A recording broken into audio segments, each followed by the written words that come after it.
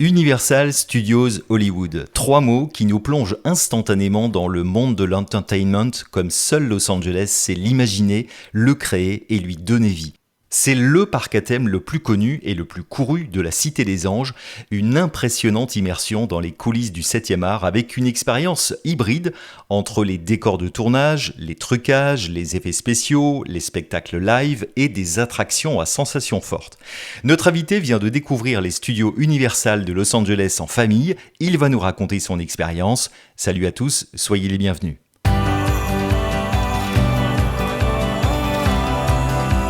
Check-in, le podcast de Sunset Boulevard, votre guide de voyage aux USA. Ravi de vous retrouver pour ce nouvel épisode de Check-in saison 4. L'objectif de notre podcast, c'est de vous aider à organiser efficacement votre voyage aux États-Unis, des témoignages, du vécu, des astuces, des conseils, des bons plans, des coups de cœur et toute l'expérience de notre communauté pour répondre à vos questions. Si vous découvrez notre chaîne, je vous invite à vous abonner, activer la cloche, mettre un pouce vers le haut et réagir en commentaire. Et notre invité aujourd'hui, c'est Nicolas, que vous avez découvert en saison 2 pour le récit gourmand de son road trip en Californie. Salut Nicolas. Salut Jean-Christophe et bonjour à la communauté Sunset. Je suis doublement ravi de te retrouver dans Check-in puisque tu as officiellement rejoint la Team Sunset il y a peu et qu'on aura donc le plaisir de te retrouver pour différents contenus sous différents formats. Et oui, merci Jean-Christophe, c'est un plaisir effectivement pour moi d'être une nouvelle fois ici pour Check-in et aussi de pouvoir participer à la communauté Sunset depuis l'autre côté si j'ose dire. D'ailleurs, je vous emmènerai bientôt dans les terres californiennes et plus précisément dans la vallée de la mort, ça se passera sur le blog. Mais retournons pour l'instant du côté d'Hollywood. Alors Nicolas, je me rends compte d'une chose, il aura fallu attendre ton 3e séjour à Los Angeles pour que les studios Universal soient au programme. Tes filles, dont c'était le premier voyage en Californie, ont été l'élément déclencheur ? Et oui, peut-être. Lorsque je suis allé à Los Angeles pour la première fois en 2014, je suis passé devant à pied. J'avais fait une bonne partie du voyage à pied à ce moment-là. Et j'en avais un petit peu entendu parler d'Universal Studios. Mais le côté attraction ne m'intéressait pas vraiment. Et Universal Studios, c'était pas ma priorité à l'époque. Il y a tellement de choses à faire et à voir à Los Angeles que j'avais dit, on mettra ça de côté, on verra peut-être une autre fois. Bref, il y avait un gardien devant la porte. Donc c'est pas la porte principale, c'est plutôt une des portes secondaires qu'on voit depuis une rue. C'est pas la porte officielle du coup. Et quand je lui ai demandé si c'était possible de rentrer, il m'a souri, il m'a gentiment dit qu'il fallait s'acquitter d'un montant d'environ $70 de mémoire. C'était il y a 10 ans. Et j'avais pas forcément cette somme à mettre dans cet univers à l'époque. $70, une autre époque quand on voit combien les prix ont légèrement flambé depuis. Avant qu'on déroule avec toi le fil de cette journée, un mot sur le choix des billets d'entrée. Il en existe 3 différents. Le Day Pass, c'est le ticket classique pour une journée au parc, suffisant si vous y allez en semaine hors juillet et août. Le Pass Universal Express, c'est le billet coupe-fil, plus cher que le ticket classique. Il va vous permettre d'éviter les files d'attente, à prendre seulement si vous ne comptez passer qu'une demi-journée dans le parc ou que vous n'aimez pas faire la queue aux attractions, surtout quand il y a foule en été ou le week-end. Et puis le VIP Experience, c'est le ticket premium avec accès coupe-fil, visite guidée du parc, des coulisses, petit-déj, repas de midi, goodies et j'en passe. Bref, la totale, c'est vraiment l'expérience ultime. Nicolas, quelle formule est-ce que tu avais choisie ? On a fait simple, on a choisi le billet de base, le Day Pass, puisque comme tu dis, c'est bien suffisant dans la mesure où nous y sommes allés en dehors de la haute saison, c'était au mois de mai. On a pu profiter du parc sans trop attendre et pour un prix, ma foi, raisonnable, je crois. Je viens justement de vérifier les tarifs, il faut compter à ce jour à peu près $100 pour le Day Pass. Et petite alerte bon plan, si comme Nicolas vous comptez prendre des billets classiques, sachez que le jour J, vous pourriez tomber sur des employés qui vous proposeront de répondre à un petit sondage sur le parc, un sondage évidemment en anglais. Et pour vous remercier, on vous remettra un ticket express pour l'attraction de votre choix en mode coupe-fil donc. Allez Nicolas, on embarque avec toi pour les studios Universal de Los Angeles avec, j'imagine, une arrivée en voiture ? On est bien arrivé en voiture de location et on a rejoint le parking. C'était relativement fluide, il n'y avait pas trop de monde, juste quelques voitures devant nous. Et puis le parking n'était pas très loin. Et ensuite, le côté positif, c'est qu'une fois garé, le parking était vraiment à côté de l'entrée du parc. Alors sachez qu'il existe plusieurs parkings, plus ou moins chers selon leur emplacement, et ça va du simple au double, entre 35 et 70 dollars la journée en fonction de la proximité avec l'entrée des studios. Alors oui, j'avoue, ça pique, mais très honnêtement, le parking le moins cher est bien suffisant, il n'est qu'à 10 minutes à peu près à pied du parc. Et si vous cherchez une alternative moins coûteuse, on peut vous conseiller la ligne rouge du métro depuis Downtown ou Hollywood, et en arrivant à la station Universal City, une navette gratuite vous conduira jusqu'à l'entrée du parc et il y en a toutes les 10 à 15 minutes. Nicolas, quel a été ton premier ressenti à l'entrée des studios ? Je vais peut-être te décevoir, Jean-Christophe, mais rien de bien fou pour moi. J'étais juste content d'être là, en famille. J'espérais secrètement qu'il n'y aurait pas trop de monde et que ce serait différent des parcs d'attractions que je connais et que j'affectionne pas du tout. Mais bon, dès notre arrivée, j'ai beaucoup pensé à Disneyland, mais dans son bon côté. En fait, on a quitté les États-Unis d'Amérique, et là, on est, ça y est, dans un monde imaginaire, féerique, si j'ose dire. Et l'entrée dans cet univers se fait par le niveau supérieur du parc, car oui, il y a 2 niveaux reliés par de très longs escalators. Et oui, nous sommes dans les collines d'Hollywood sur le versant ouest, et les studios Universal ont donc dû s'adapter à la topographie des lieux. On va donc commencer par le Upper Lot, c'est le niveau supérieur où se concentrent les attractions les plus familiales et notamment le fameux village de Harry Potter. Avec Léna, ma fille aînée, c'était un passage obligé. C'est une grande fan. Alors, dès notre arrivée, on a été immergé dans cet univers, grâce notamment à des acteurs qui étaient déguisés en personnages emblématiques de la saga. Ils sont très chaleureux, ces personnes, c'est particulièrement avec les enfants, toujours souriants, c'était assez impressionnant et agréable. Notre première attraction, c'était celle nommée Harry Potter and the Forbidden Journey. C'était une expérience étonnamment agréable, même pour moi qui suis pas forcément un grand fan d'attractions, comme je l'ai dit un peu plus tôt, et pas non plus d'Harry Potter. L'attente, quant à elle, bien que dans un espace un peu confiné, est quand même rendue interactive, grâce à des activités visuelles tout au long du parcours. Donc une fois à bord, on a vraiment l'impression d'être dans cet univers sur un balai volant, avec une sensation assez unique, et des effets spéciaux qui, par exemple, de l'air qui nous est projeté directement dans le visage. Donc franchement, c'était top. Après ça, Sarah, ma femme, et Léna, ma fille, ont fait le Flight of the Hippogriff. Donc ça, c'est une montagne russe qui est dédiée, là encore, au monde de J.K. Rowling. En fait, il s'agit de survoler sur un hippogriffe, donc une sorte de dragon de l'univers de Harry Potter, la forêt interdite et la maison d'Hagrid. Donc même si l'attraction est courte et pas si impressionnante que ça, Léna et Sarah ont quand même bien aimé, et puis ça a permis aussi de faire une petite pause, parce qu'après ça, on a recommencé la première attraction Harry Potter qu'on avait bien aimée. Et ça a été possible parce que justement, on était en période creuse et il n'y avait pas trop de monde ce matin-là. Par contre, pour cette attraction, il faut savoir qu'on doit déposer tous nos effets personnels dans des petits casiers. Ils ne sont pas très grands, ces casiers-là. Un gros sac à dos va rentrer en forçant un petit peu. Et ça se passe dans un sas. En fait, on a une première file d'attente que nous, on n'a pas fait parce qu'il n'y avait pas beaucoup de monde.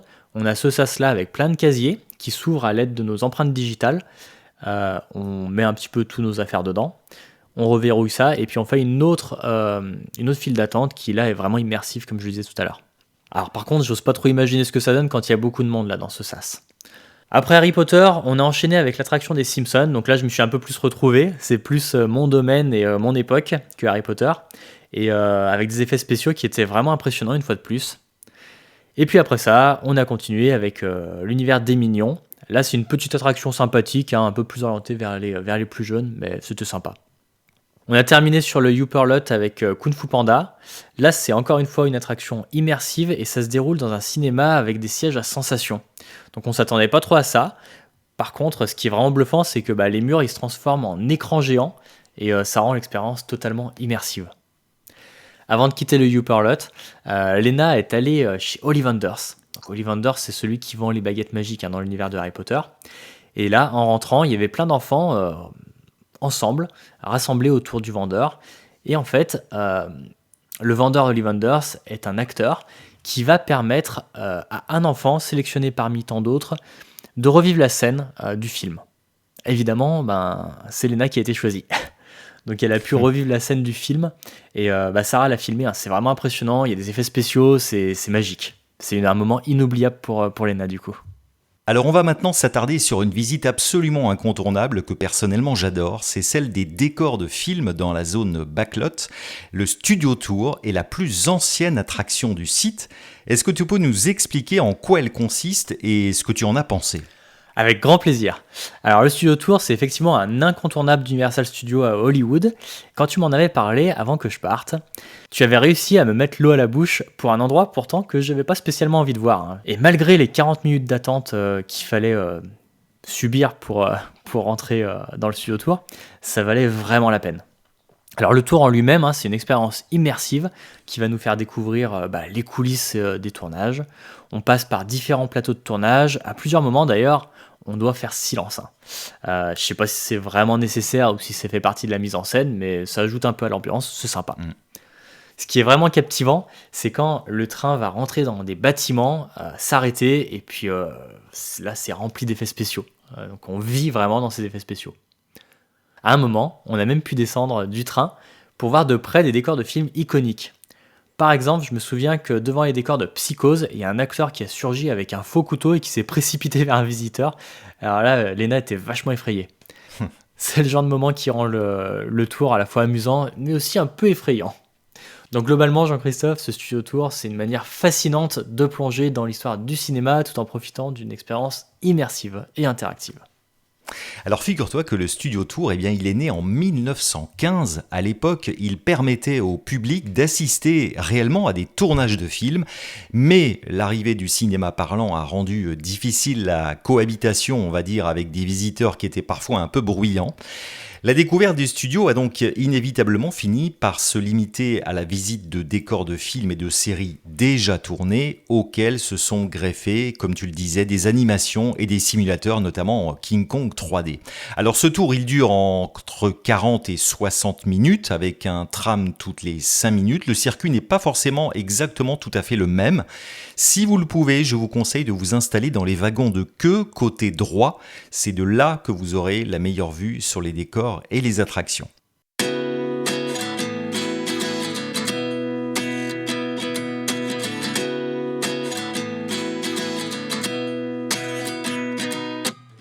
At 29 and I find myself wondering what did happen to the last 10. I ran away with my life, fast forward, never turn back again. It's kind of funny that the more we pass time, the more we need to set them rewind. And 19 was the year I had to leave you, but now I'm seeing all the signs. Is this really happening? I can't believe it's true. I'm just as surprised as you. Is this really happening? I can't be too sure, but one day I'll be yours again.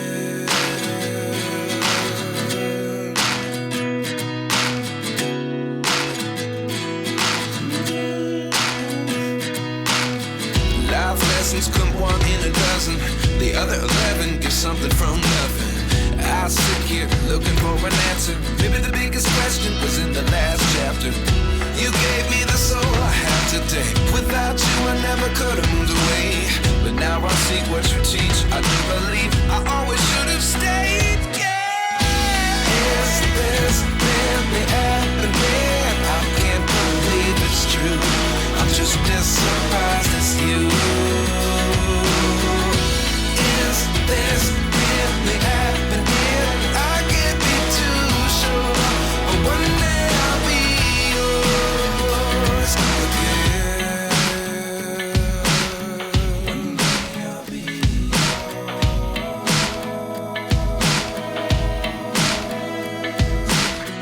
One day I'll be yours.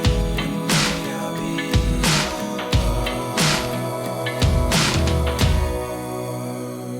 Nicolas, on va maintenant rejoindre la zone inférieure du parc, c'est le Lower Lot, et pour cela, il faut emprunter d'interminables escalators, et le mot n'est pas faible, puisque le trajet dure tout de même, j'ai vérifié, 8 minutes, mais il offre une vue panoramique sur Universal City. Tous les bâtiments, tous les studios de production, c'est très impressionnant. Et une fois en bas, il y a du lourd, et on commence évidemment par l'attraction Jurassic World. Effectivement. Alors 8 minutes, moi je me souviens qu'ils étaient interminables ces escalators, mais je me souviens pas que c'était aussi long. Mais comme tu dis, l'attraction Jurassic World en valait largement la peine. Alors ce qui est sympa avec cette attraction, et c'est aussi vrai d'ailleurs pour toutes les autres, c'est que malgré les 30 minutes d'attente que j'ai subies, et ben tout au long de la file d'attente, il y a des écrans qui diffusent des informations fictives sur l'univers de Jurassic World, ce qui nous plonge une fois de plus dans l'ambiance. Alors l'attraction en elle-même, elle est vraiment géniale. On monte à bord d'un bateau qui nous emmène justement à travers des décors immersifs, comme d'ailleurs je me souviens d'un tunnel sous un aquarium où un requin tente de s'échapper. C'est là qu'on comprend pourquoi certains avaient mis des ponchos imperméables. On se posait la question avec Sarah avant de rentrer, mais maintenant on comprend. On a fait le premier tour du coup au 4e rang, et puis comme il n'y avait pas trop de monde une fois de plus, on l'a refait une deuxième fois, et cette fois-ci au 2e rang. Le premier rang était vide, jusqu'à ce qu'une petite famille de 4 personnes se soit assise ici, sans poncho, sans rien, et en fait je crois que c'était la première fois qu'ils le faisaient, ils ont eu une belle surprise avec les jets d'eau à la fin. Donc d'ailleurs les 2 enfants, les plus jeunes, ils étaient plus jeunes que les nôtres, avaient des étoiles plein les yeux tout au long, c'était adorable. Dans l'ensemble, Jurassic World, ça a vraiment tenu ses promesses. Pour moi, c'est du fun, de l'immersion et surtout une bonne dose de sensations fortes. Et alors un chiffre pour prendre la mesure, ou plutôt la démesure de ce ride, il y a plus de 5 millions de litres d'eau dans la rivière qui serpente à l'intérieur. C'est assez fou quand j'ai découvert ça. Au niveau Lower Lot, vous retrouverez aussi Transformers 3D, The Revenge of the Mummy, et puis le récent Super Nintendo World avec les aventures endiablées de Mario Kart. Alors oui, dans le Lower Lot, il y a effectivement 2 attractions qui sont impressionnantes, notamment, comme tu le dis, Mario Kart Bros. Challenge. Dans le tout nouveau Super Nintendo World, alors là, moi j'ai été bluffé, c'est super bien fait. Je crois vraiment dans le jeu vidéo, et pourtant, j'y connais rien en jeu vidéo, j'ai jamais joué à Mario, mais là c'est fou. Tout est conçu justement pour que l'expérience elle soit complètement immersive. Et ça marche. À la sortie de l'attraction, on passe par des boutiques, on a envie de tout acheter, tout ce qu'on voit. J'ai fait quelques achats d'ailleurs. Ensuite, Sarah a fait la momie. Donc moi, je suis resté avec les filles pendant ce temps-là. Mais grâce à l'option Single Rider, c'était une option qui, en fait, quand on est tout seul, on n'attend pas. Elle a attendu 3 minutes, en fait, en tout et pour tout, au lieu des 15 minutes qui sont prévues en temps standard. Mm-hmm. Par rapport à Transformers 3D, je crois que l'attraction, nous, elle était en travaux. Donc on n'a pas pu la faire, malheureusement. Tant pis. Et alors on aurait pu aussi parler de l'incroyable show Waterworld, mais aussi de la zone City Walk. Elle jouxte le parc et elle permet de finir agréablement la journée avec boutiques et restaurants en tout genre. C'est un peu, si vous voulez une image, le Disney Village de Universal, mais en beaucoup, beaucoup plus grand. Nicolas, qu'est-ce que tu retiens finalement de ta journée en famille au studio Universal de Los Angeles ? Alors la première chose, c'est déjà qu'il ne faut pas avoir de certitude. J'avais en tête que Universal Studios, c'était très touristique, avec que des attractions, que c'était un petit peu un Disney américain, enfin plus américain que Disney finalement, et des files d'attente interminables. Bref, tout ce que j'aime pas, et tout est faux. Pour ce qui est de la foule, ce que j'ai vu, c'est effectivement un peu de monde. Il y a quand même quelques personnes, et c'est normal. Mais les files d'attente, elles sont vraiment très bien achalandées, elles sont très bien organisées, et franchement, on s'est pas sentis les uns sur les autres, comme à Disneyland Paris quand j'y étais. Et peut-être qu'on a eu de la chance sur la période, on était au mois de mai encore une fois. Alors pour ce qui est des attractions, parmi toutes les attractions, il y en a une que je voulais absolument faire, c'était le Tour Hollywood, donc j'ai tout fait pour la faire, et merci Jean-Christophe, c'est toi qui m'as vraiment survendu le truc. Et il y en a une qui me faisait pas du tout rêver, c'était Harry Potter. Comme je l'ai dit, ma fille c'est une fan, j'ai pas pu y couper, donc on l'a fait en premier. Et j'ai adoré, c'est peut-être celle d'ailleurs qui m'a le plus marqué. Les sensations sont garanties, j'aime pas du tout les attractions à sensations fortes, je l'ai déjà dit, et parce que je m'y sens pas en sécurité, et franchement, je me suis senti en sécurité là. Donc super attraction Harry Potter, on est vraiment immergé dans le monde du petit sorcier. Pour répondre plus précisément à ta question, Jean-Christophe, moi ce que je retiens, c'est surtout qu'Universal Studios, c'est vraiment nous plonger dans les univers. C'est une force inconditionnelle des Américains, on le sait, mais là j'ai pu le vérifier. Lorsqu'on est allé faire l'attraction Mario Kart, non seulement la musique nous trotte dans la tête tout le long, ça c'est génial, mais les décors sont tellement bien faits et tout autour de nous qu'on se croit vraiment dans le jeu vidéo. Pour les Simpsons, c'est pareil, c'est trop fort. D'ailleurs, j'ai fait quelques photos sympas et rigolotes de moi dans l'univers. Ouais. Et puis pour Kung Fu Panda ou Jurassic World, c'est pareil aussi, franchement, on s'y croit. Eh bien, merci Nicolas de nous avoir fait partager ton expérience en famille au studio Universal de Los Angeles. Vous allez d'ailleurs trouver en description le lien vers notre Sunset Guide dédié avec plein d'infos pratiques. Et on vous a mis aussi les liens vers l'application des studios. Elle vous permettra de suivre en direct les temps d'attente aux différentes attractions et ça, c'est bien utile. Alors oui, je confirme, l'application est super utile, Sarah l'utilisait. Et merci encore Jean-Christophe pour l'invitation.